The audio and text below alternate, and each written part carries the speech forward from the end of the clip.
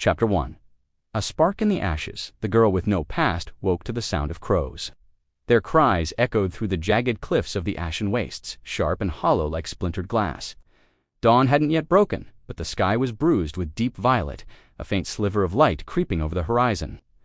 Elara sat up from the hard ground, brushing soot and dirt from her face. She was used to waking like this in the cold, with the earth as her bed, and the endless stretch of blackened land around her. The dagger wasn't just a weapon.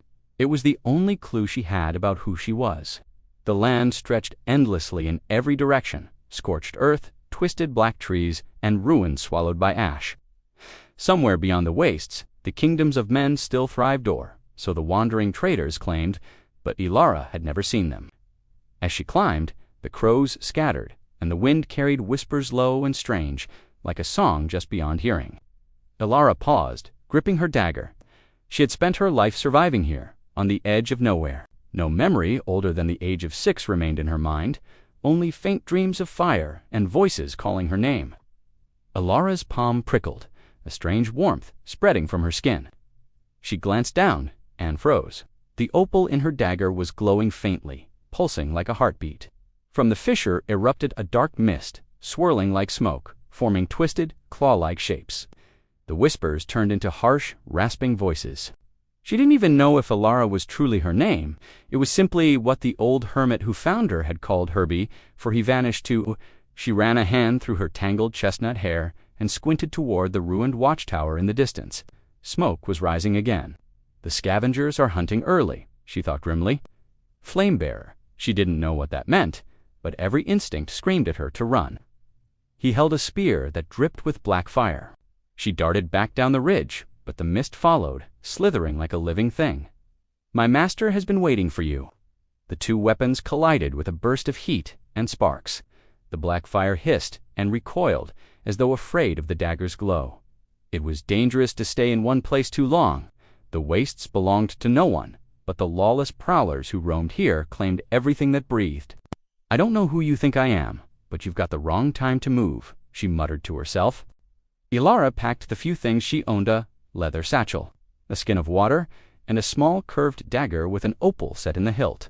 Pulling her tattered cloak around her shoulders, Elara stepped into the pale half-light. The thoughts screamed in her mind. Run, now. Her stomach growled. Not today, she whispered, patting the last piece of hard bread in her satchel. This has to last. Below was a steep drop into the ruins of an old fortress, its stones half buried in ash. Her only way out was down. My master will see you burned to ash. She started walking toward the eastern ridge. It was said that a river lay beyond those cliffs, one of the last pure waters left in this cursed land. The whispers grew louder. She twisted midair and slammed into a slanted roof, rolling hard before tumbling onto the ground below. Pain shot through her shoulder, but she gritted her teeth and scrambled to her feet. Who's there? She called, her voice echoing off the stone. The man roared and backhanded her with the shaft of the spear, sending her sprawling across the rocky ground. Interesting. The blade has chosen you. All the more reason for me to kill you now. The creatures closed in, their whispers turning into hungry growls. She could feel the heat of it searing against her palm, as though the weapon itself were alive. The mist creatures slithered after her, their forms writhing like black snakes. A tall man stepped out of the shadows, his cloak tattered, but his armor well kept. His face was sharp and weathered, with dark eyes that watched her carefully.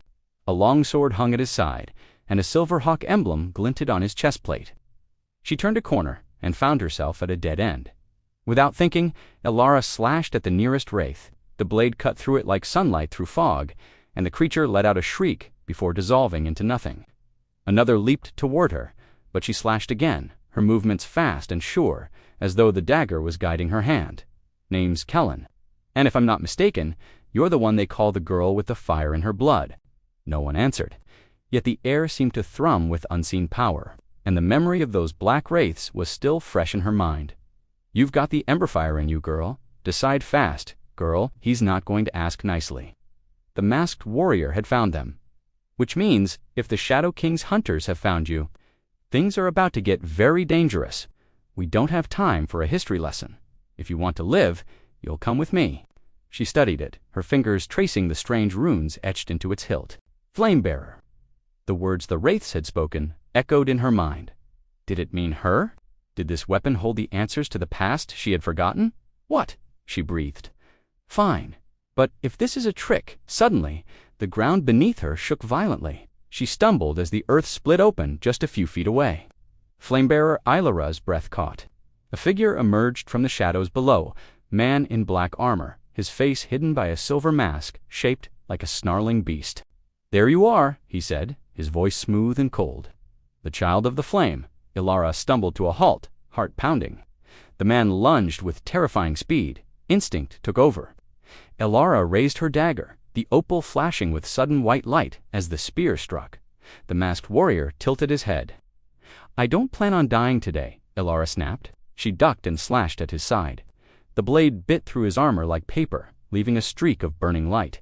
Pain flared through her ribs, but she forced herself up, gripping the dagger tighter. The mist began to circle them, taking on more solid shapes, wraith-like creatures with hollow eyes.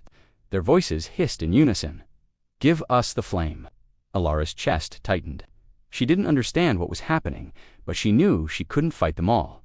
Run, the warrior advanced, spear raised. Don't make this harder. You are a danger girl. She backed away, step by step, until her heel hit the edge of a narrow ledge. Stay back, she warned. Or what? He lunged. Elara jumped. For a moment, all she felt was air rushing past her face and the weightless terror of falling. Above, the masked warrior peered down at her. You can't run forever. Watch me, she muttered. She darted into the ruins, weaving through collapsed archways and shattered walls. Damn it, she hissed, spinning around.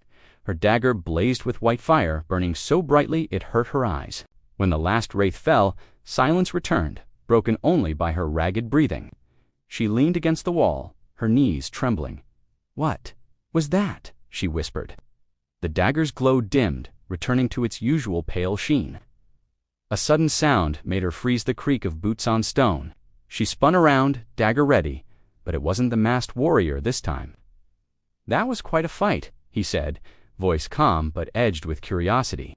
Not many survived the Shadowborn. Who are you? Elara demanded, still clutching the dagger. Someone who's been looking for you, he replied, taking a cautious step forward. Elara blinked. What? He nodded at the dagger. That blade doesn't glow for just anyone. She narrowed her eyes. Shadow King, Kellen sighed. Elara hesitated. Every instinct told her not to trust strangers, especially ones who claimed to know her. But something in Kellen's tone was urgent. Before she could reply, a distant roar shook the ruins. Kellen drew his sword, steel singing. Elara tightened her grip on the dagger and swallowed hard. It's not, Kellen said with a faint grin. Now, follow me. And together, they ran into the shadows as the ashen wastes erupted with the sound of the hunter's pursuit.